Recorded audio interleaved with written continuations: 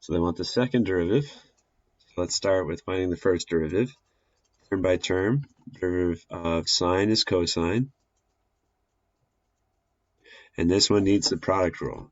The derivative of the first function times the second function kept the same, plus the first function kept the same times the derivative of the second function.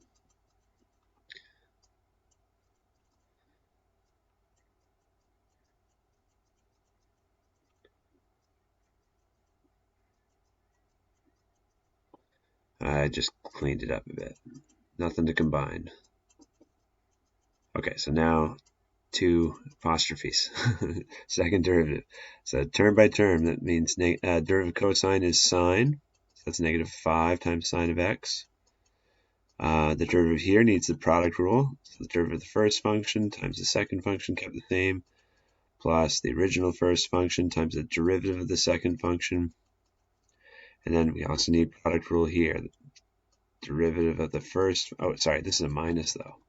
So we want to protect whatever the result of the product rule is because the minus sign has to distribute to everything. So the derivative of the first function with the second function kept the same, plus the first function kept the same, times the derivative of the second function. Okay, and then there's some cleaning to do.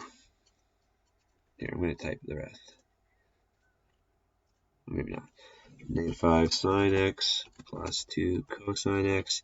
And then that's, I'm going to put a minus sign because that's a negative times a positive. It's a -2x sine x. And then here, distribute the minus sign.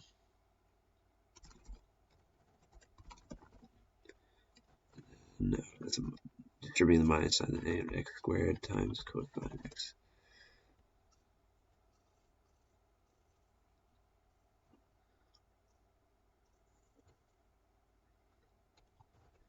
Okay, and then what can we clean up?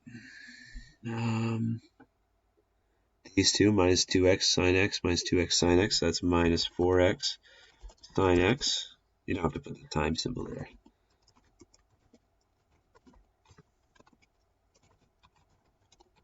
Just writing that there to differentiate. Okay, now it looks like that's our answer. Just looked at what Webassine had, so they just factored the sine of x out of the first two terms. The sine of x, and that's inside of parentheses minus 4x minus 5. And they factored a cosine of x out of the second, the last two terms.